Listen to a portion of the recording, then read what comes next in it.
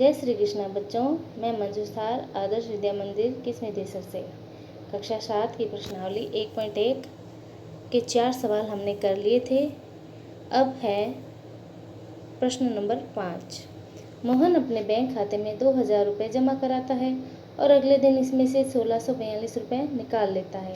यदि खाते में से निकाली गई राशि को ऋणात्मक संख्या से निरूपित किया जाता है, ऋणात्मक यानी कि माइनस की संख्या से, तो खाते में जमा की गई राशि को आप कैसे निरूपित करोगे? किस निकासी के पश्चात मोहन के खाते में शेष राशि ज्ञात कीजिए।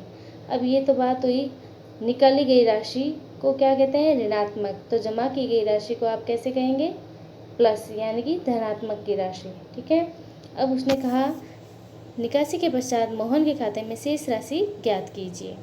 तो खाते में जमा की गई राशि थी 2000 रुपये और खाते से निकाली गई राशि है 1642 रुपये। अब निकासी के पश्चात यानी कि निकालने के बाद उसके पास शेष राशि जो बची है वह राशि है 2000 में से 1642 रुपये घटाएंगे तो हमारे पास आ गया 358 रुपये। अतः निकासी के पश्चात मोहन के खाते में शेष राशि 358 रुपये। प्रश्न 6। रीता बिंदु ए से पूर्व की ओर बिंदु बी तक जाती है, 20 किलोमीटर की दूरी तय करती है। उसी सड़क के अनुदिश बिंदु बी से वह 30 किलोमीटर की दूरी पश्चिम की ओर तय करती है। यदि पूर्व की ओर तय की गई दूरी को धनात्मक पूर्णांक से निरूपित किया जाता है तो पश्चिम की ओर तय की गई दूरी को आप कैसे निरूपित करोगे? बिंदु ए से उसकी अंतिम स्थिति को किस पूर्णांक से निरूपित करोगे? तो इसका आंसर है, आपको ये लाइन दे रखी है, ये दूरी है पूर्व से पश्चिम की ओर। ठीक है। इसमें दो दिशा है, पश्चिम और पूर्व, और बीचों बीच जो बिंदु है वो ओ है। वहाँ से शुरू हुआ ए और बी, तो उसने कहा ए और बी बिंदु यानी कि ए और बी बिंदु यहाँ से यहाँ तक जाने की दूरी है 20 किलोमीटर। ठीक है। उसी सड़क के अनुदिश बिंदु बी से वह 30 किलोमीटर की दूरी यानी कि यहाँ से वो यहाँ जाता है सी बिंदु पर 30 किलोमीटर की दूरी पर। कौन से? बी से सी तक जाने में उसे कितनी दूरी चाहिए? ये बी है, इसको यहाँ से सी तक जाएगा तो इसे दूरी लगती है 30 किलोमीटर की। ठीक है। अब यदि पूर्व की ओर तय की गई दूरी को धनात्मक पूर्णांक से निरूपित किया जाता है तो पश्चिम की दूरी को किससे निरूपित किया जाएगा? ऋणात्मक की ओर। ठीक है। उसके बाद है, तो पश्चिम की ओर तय की गई दूरी को आप कैसे निरूपित करोगे? बिंदु ए से उसकी अंतिम स्थिति को किस पूर्णांक से निरूपित करोगे? संख्या रेखा बनाई हमने। पूर्व की ओर तय की दूरी को धनात्मक पूर्णांक से निरूपित किया जाता है और पश्चिम की ओर ऋणात्मक, हमने बताया था ये। बिंदु ए से बी की तय की गई दूरी 20 और बिंदु बी से सी तक की दूरी थी 30। अब बिंदु ए से सी की दूरी ज्ञात करनी है तो 20 में से 30 घटा देंगे तो क्या आ गया हमारे पास? 10। तो रीता की अंतिम स्थिति को बिंदु ए से बिंदु सी तक पूर्णांक माइनस के 10 से निरूपित करेंगे, यानी कि यहाँ से यहाँ ये क्या हुआ? ऋणात्मक हो गया है वो, यानी कि घटते क्रम में जा रहा है, इसलिए ये माइनस के 10 होगा। उसके पश्चात प्रश्न नंबर 7। किसी मायावी वर्ग में प्रत्येक पंक्ति, प्रत्येक स्तंभ और प्रत्येक विकर्ण की संख्याओं का योग समान होता है। बताइए निम्नलिखित में से कौन सा वर्ग एक मायावी वर्ग है? आपके सामने दो वर्ग दे रखे हैं, 1 और 2। तो हमें पहला हल करना है जिसमें आपको पंक्ति, स्तंभ और विकर्ण ज्ञात करने हैं। अब हमारे सामने देखो भैया बहनों, ये मैं बॉक्स बना रही हूँ, इसमें आप समझोगे। पंक्ति, ये 1 2 3 पंक्ति है। ठीक है। ये क्या है? पंक्ति। अब उसके बाद 1 2 3 ये क्या है? स्तंभ। स्तंभ। अब विकर्ण पूछा है तो विकर्ण 1 2 3 1 2 3, ये है विकर्ण। ठीक है, दोबारा से करें, यानी कि ये जो लाइनें हैं इसमें ये सीधी लाइनें जो है 3 लाइनें वो है पंक्ति की। ठीक है, उसके बाद जो लाइनें खड़ी है ये खड़ी है, ये हो गई स्तंभ की लाइनें। ठीक है भैया बहनों, ये हो गई स्तंभ की लाइनें। अब आपको विकर्ण की लाइनें बतानी है तो वो होती है तिरछी लाइनें। तिरछी लाइनें इसमें 2 ही बनेगी, ये वाली और ये वाली। ठीक है, अब देखो पंक्तियों में संख्याओं का योग, इसमें हमें क्या करना है, योग करना है। तो पंक्ति में संख्याओं का योग 5 प्लस माइनस का 1 प्लस माइनस के 4, जब इसको हम जोड़ेंगे तो -1 क्या बन गया, माइनस प्लस क्या बनता है, माइनस, और माइनस प्लस माइनस, तो हमारे पास आ गया 5 में से 5 गए 0। ठीक है, अब इसमें दूसरी पंक्ति है 1 5 2 और 7, तो माइनस के 5 माइनस के 2 और 7 को हम जोड़ेंगे तो हमारे पास आंसर आएगा 0। फिर अगला है तीसरी पंक्ति 0 3 और माइनस के 3, तो इन तीनों को जोड़ेंगे तो भी अपने पास आंसर में आएगा 0। अब स्तंभों की बारी, ऐसे वाले। ठीक है, अब स्तंभों की बारी। पहला स्तंभ है 5 प्लस 5 प्लस 0, नहीं 5 प्लस माइनस के 5 प्लस 0 बराबर 0, आंसर आएगा इसका 0। अब उसके पश्चात दूसरा स्तंभ है हमारा माइनस का 1 माइनस का 2 और 3, इन तीनों को जोड़ोगे तो हमारे पास आंसर आएगा 0। फिर तीसरा स्तंभ है हमारा माइनस के 4 7 और माइनस के 3, इन तीनों को जोड़ोगे तो भी हमारा आंसर आएगा 0। अब विकर्णों की संख्या, विकर्ण है हमारा तिरछा। ठीक है, तो विकर्ण को जोड़ोगे क्योंकि योग करना है हमें, तो 5, पहला विकर्ण है 5, फिर माइनस के 2, फिर माइनस के 3, इनको हल करेंगे तो हमारा आंसर आया 0। अब दूसरा है 4 2 और 0, ये क्या है, दोनों माइनस के हैं, तो माइनस के 4 और माइनस के 2 जोड़ेंगे तो 6 आता है, वो भी माइनस का आता है, लेकिन बाकी सभी का आंसर क्या आ रहा है, 0। और विकर्ण में एक संख्या, एक जो विकर्ण है उसका योग 6 आ रहा है माइनस का, तो यह आपको लिखना है। इस वर्ग में प्रत्येक विकर्ण की संख्याओं का योग समान नहीं है, अतः ये मायावी वर्ग नहीं है। उसके पश्चात दूसरी वर्ग पहली भी आपको ऐसे ही हल करनी है। अगला सवाल,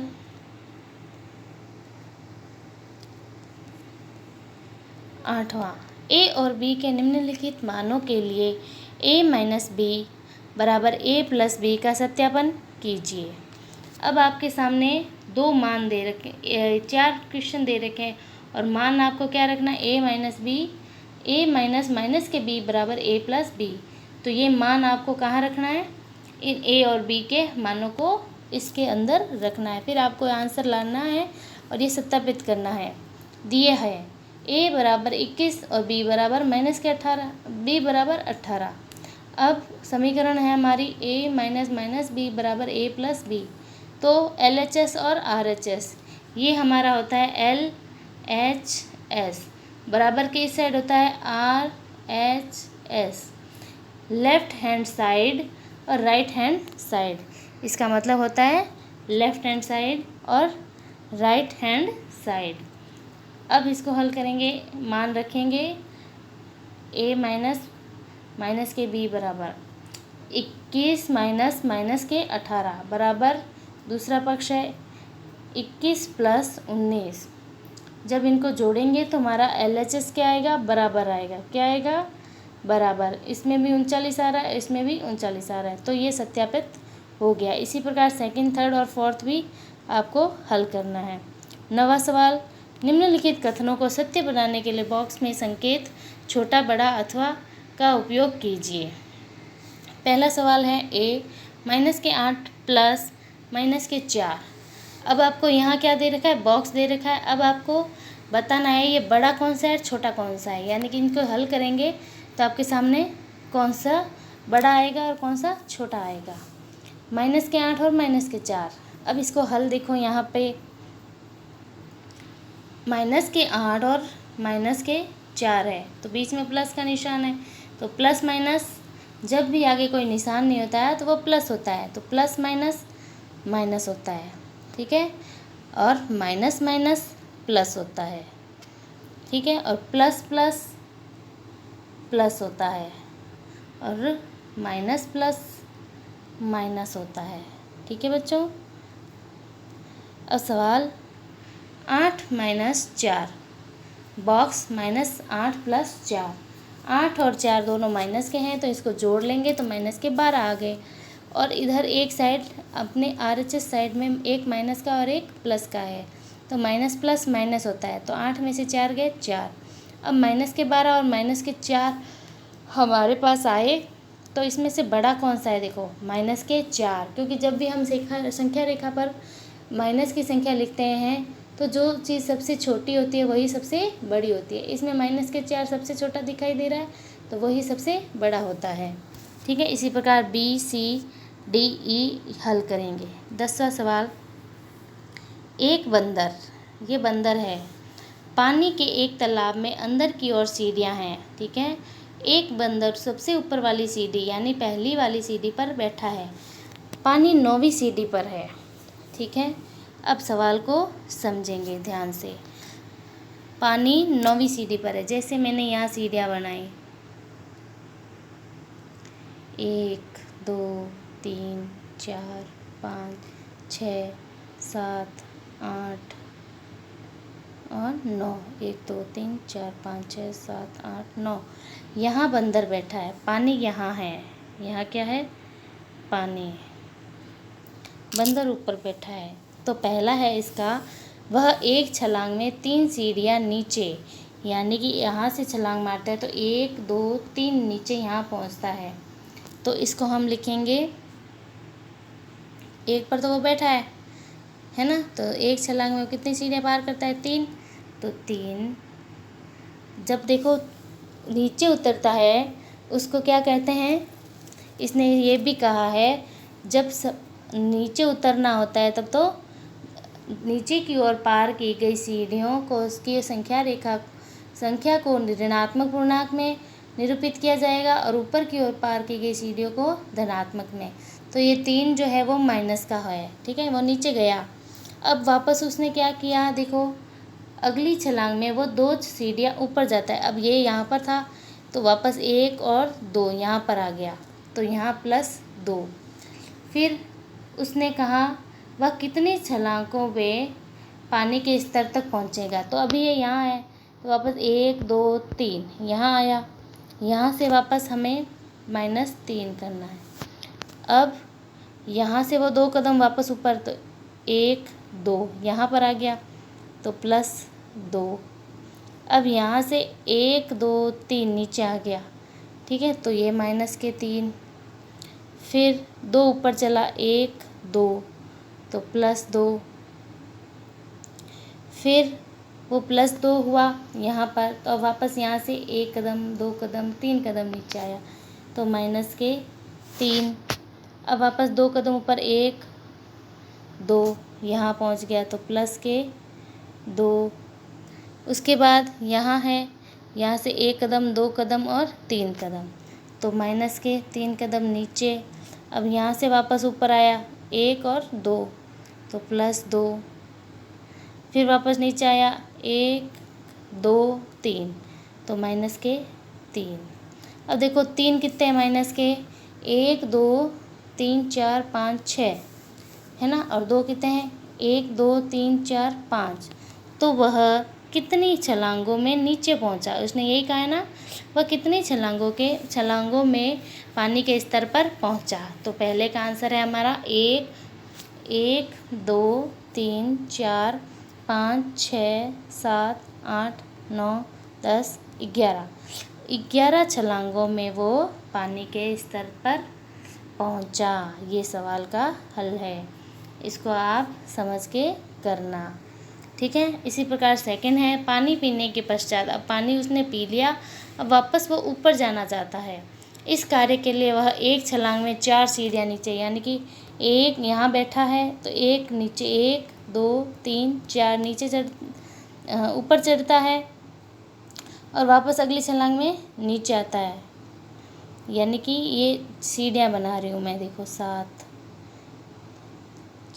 5 6 7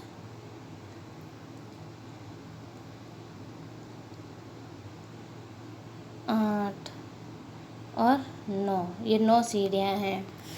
अब वो 9 सीढ़ियाँ, 4 सीढ़ियाँ ऊपर चढ़ता है। अभी वो यहाँ है, 1 2 3 4 ऊपर चढ़ता है, फिर वापस अगली छलांग में ऊपर चढ़ने को क्या कहते हैं इसने, प्लस के 4, और नीचे उतरने को माइनस के 2। ठीक है। अब अगली छलांग में 2 सीढ़ियाँ नीचे की ओर जाता है, अगली छलांग में 2 सीढ़ियाँ नीचे की ओर जाता है।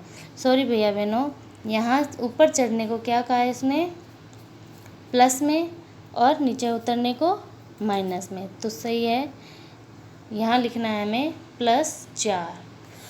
अभी वो 4 कदम ऊपर है, अब वापस नीचे आएगा 1 2, तो -2, वापस 4 ऊपर, 1 2 3 4, +4, अब -2 1 2, तो -2, अब वापस 1 2 3 4, तो +4, तो वो कितनी छलांगों में ऊपर आया, 5 छलांगों में। ठीक है, वो कितनी छलांगों में ऊपर आया, 5। अब आगे, यदि नीचे की ओर पार की गई सीढ़ियों की संख्या को ऋणात्मक पूर्णांक से निरूपित किया जाता है और ऊपर की पार की गई सीढ़ियों को धनात्मक पूर्णांक से निरूपित किया जाता है, तो निम्नलिखित को पूरा करते हुए भाग 1 और 2 में उसकी गति को निरूपित कीजिए। यानी कि हमने यहाँ -3 +2 11 बार लिखे थे ना, तो ये आपको यहाँ इस ए में भरना है। फिर बी में जो हम नीचे थे तो ऊपर आए थे सीढ़ियों से, तो वो संख्या लिखनी है। ठीक है। इस योग में ए में योग -8 सीढ़ियाँ नीचे जाने को निरूपित करता है, और बी में योग 8 किसको निरूपित करेगा, प्लस के। ठीक है। इस सवाल को आप हल करना। धन्यवाद।